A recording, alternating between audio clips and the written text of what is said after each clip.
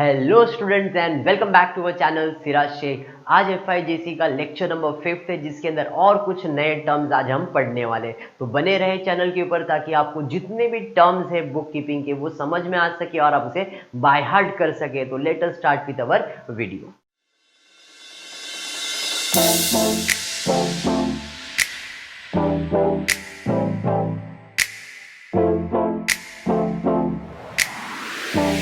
तो स्टार्ट करते हैं आज का वीडियो। देखते हैं आज हमें क्या पढ़ने मिलने वाला है।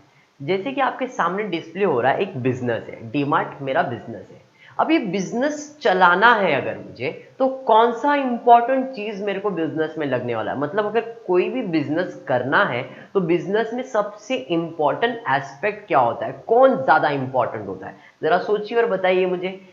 वेरी गुड, जिसके भी दिमाग में ये वर्ड आया है customer, they are the only person that is more important for business. मतलब अगर आपको आपका बिजनेस एक्सपांड करना है, बढ़ाना है या बिजनेस चलाना है, तो बिजनेस चलाने के लिए कौन लगेगा? कस्टमर लगेगा। And customer are the, you can say the blood for business. बिना कस्टमर के बिजनेस नहीं हो सकता है। तो कस्टमर बहुत इंपॉर्टेंट रोल प्ले करता है बिजनेस के अंदर। अभी जो कस्टमर है ये तो नॉर्मल लैंग्वेज है, बट अकाउंटिंग लैंग्वेज में कस्टमर को कुछ और नाम से बुलाया जाता है। देखते हैं क्या है। जैसे आपके सामने डिस्प्ले हो रहा है कस्टमर। कस्टमर में तीन टाइप के कस्टमर होते हैं। एक होता है कैश कस्टमर। कैश कस्टमर का मतलब क्या होता है कि भाई नॉर्मल कस्टमर है, बिजनेस देखा, पैसा है, उसके बिजनेस में गया, सामान खरीदा, चले गए। ये कस्टमर लॉयल नहीं होते। होते ऐसा नहीं बोलता हूं कि नहीं होते, बट 99% जिनके पास कैश है, जिधर सामान लेने का मन किया वहां से जाके ले लेंगे। कैश वाले कस्टमर ऐसे होते, पैसा है, सामान नजदीक मिल रहा है, नजदीक से जाके ले सकते हैं। इन शॉर्ट इसे हम इसलिए लॉयल नहीं कहते। दूसरा है credit customer, very important customer. Later इसके बारे में एक्सप्लेन करता हूं। आता हूं नेक्स्ट टाइप पे, वो है बार्टर कस्टमर।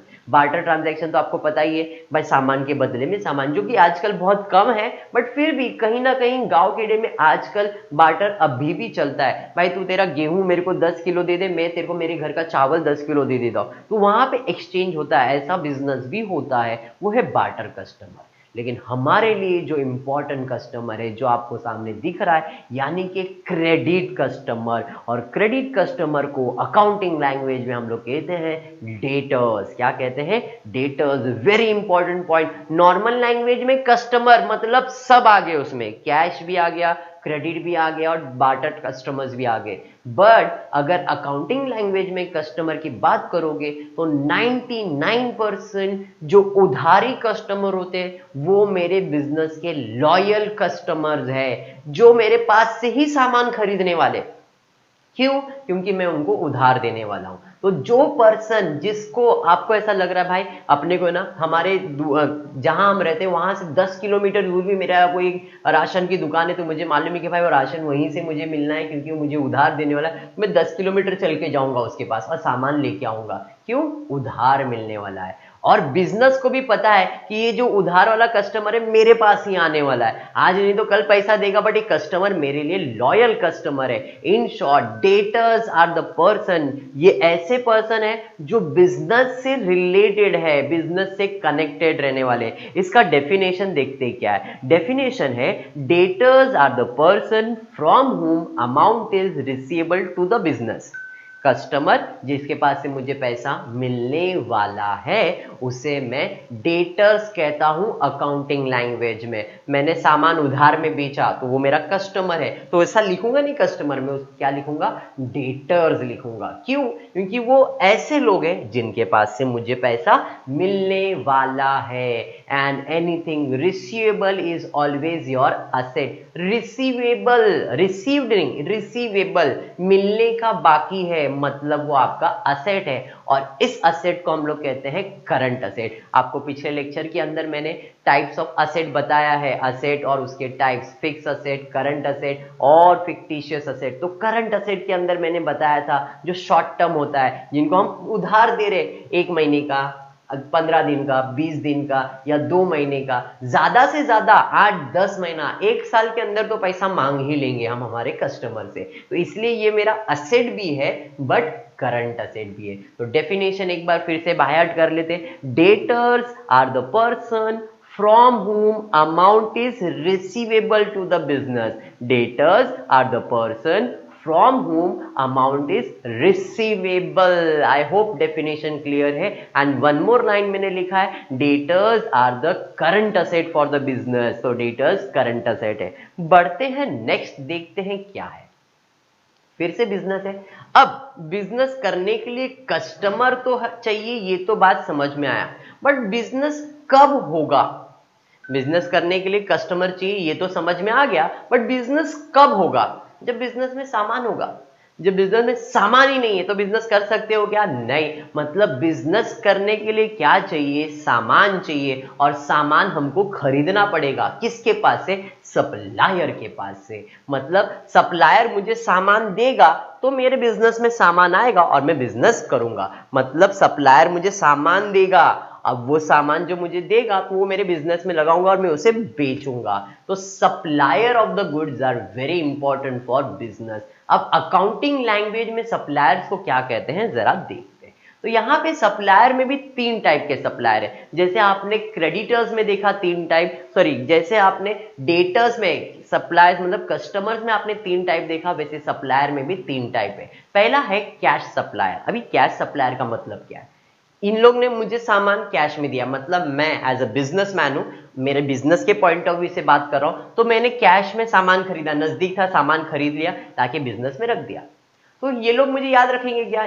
मैं भी इनको याद नहीं रखूंगा. क्यों? अरे आज पैसा था इसके पास से लिया, कल पैसा था उसके पास से लूंगा, फिर पैसा है तो उसके पास से लूंगा. मतलब अलग अलग सप्लायर, जिधर मुझे लगा भाई डिस्काउंट मिलने वाला जाके ले लूंगा, कैश पड़ा है ले लूंगा. मतलब ऐसे सप्लायर्स को मैं याद नहीं रखूंगा. दूसरे हैं क्रेडिटर्स, वेरी इंपॉर्टेंट, इसको भी लेटर समझते. आते हैं बार्टर कस्टमर्स, मतलब सप्लायर. भाई मैंने इसके पास से सामान लिया, मैंने इसको सामान दे दिया, भूल जाओ, सामान लेन देन खत्म हो गया. मतलब इंपॉर्टेंट कौन है? क्रेडिटर्स इंपॉर्टेंट है. यानी कि जिनको मैंने उधार में, जिन्होंने मुझे उधार में सामान दिया है, उसे हम लोग क्या कहते हैं? क्रेडिटर्स. समझ में आ रहा है? कस्टमर को कहते हैं डेटर्स और सप्लायर्स को कहते हैं क्रेडिटर्स. कस्टमर्स को कहते हैं डेटर्स और सप्लायर्स को कहते हैं क्रेडिटर्स.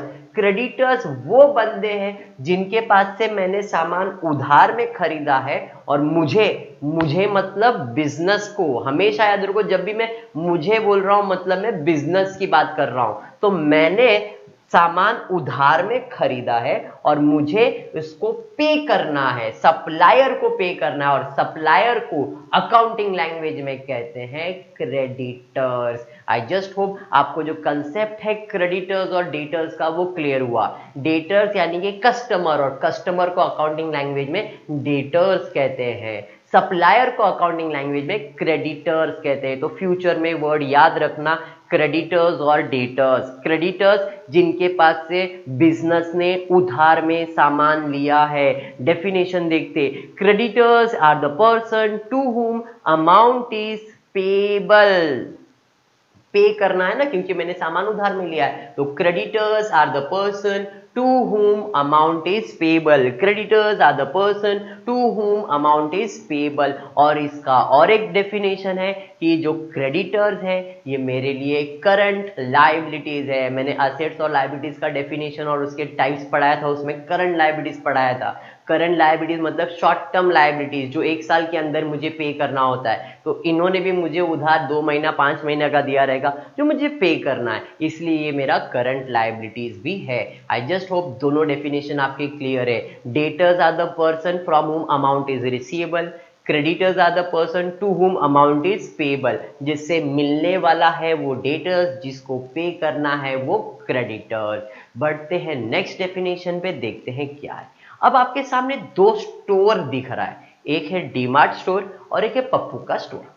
अब मैं बोलता हूं भैया आपको इन दोनों में से एक स्टोर सिलेक्ट करना है, तो आप कौन सा करोगे? बोलूंगा या तो सामान आप इस स्टोर से खरीदो या तो आप इस स्टोर में. दोनों में सेम सामान मिल रहा है, दोनों में सेम सामान मिल रहा है, तो आपको कौन सा स्टोर प्रेफरेबल है आपके लिए? आप सोचो और मुझे बताओ कि आपको डीमार्ट से सामान खरीदना पसंद आएगा कि पप्पू के स्टोर से.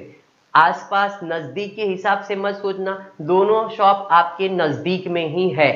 आप ऐसा मत सोचो जो नजदीक है उधर जाके, मैंने कहा दोनों शॉप आपके नजदीक है, अब सिलेक्ट करना है डीमार्ट या पप्पू का स्टोर, तो मैं सिलेक्ट करूंगा डीमार्ट। सर क्यों ऐसा, पप्पू के स्टोर से क्यों नहीं सामान खरीदेंगे?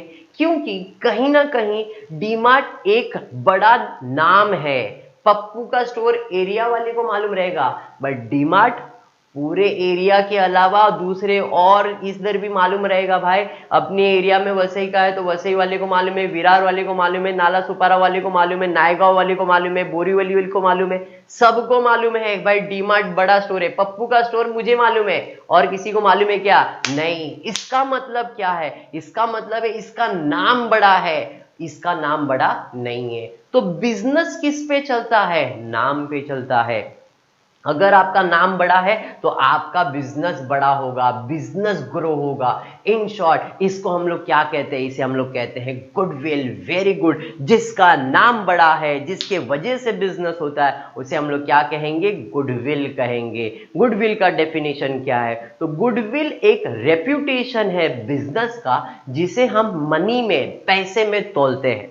भाई ये नाम की वजह से बिजनेस कर रहा है, ये पहचान की वजह से बिजनेस कर रहा है, ये एरिया में ही इसका बिजनेस चलेगा, बट इसका हर जगह, अरे डीमार्ट का दुकान खुला है जाके शॉपिंग, अपने आप इसका बिजनेस होगा। वाई? बिकॉज नाम है। तो वो नाम की वजह से पैसा आ रहा है, उससे हम लोग क्या कहते हैं? गुडविल कहते हैं। आई जस्ट होप गुडविल का डेफिनेशन आपके दिमाग में बैठ गया है। तो फिर से एक बार डेफिनेशन देखते हैं। गुडविल क्या है? Goodwill is a reputation of business. Goodwill is a reputation of the business expressed in terms of money. Expressed in terms of money. Very good. और एक इंपॉर्टेंट बात है कि गुडविल इंटेंजिबल असेट है। इंटेंजिबल का मतलब क्या है? आपको आई होप सबको पता है। गुडविल इंटेंजिबल असेट से, इंटेंजिबल मतलब जिसे देख नहीं सकते हो आप, लेकिन ये आपको पैसा दे रहा है आपके नाम का, इसे हम इंटेंजिबल असेट्स भी कहते हैं। आई जस्ट होप डेफिनेशन समझ में आ रहा है। बढ़ते हैं नेक्स्ट, देखते हैं क्या है। आपको दिख रहा होगा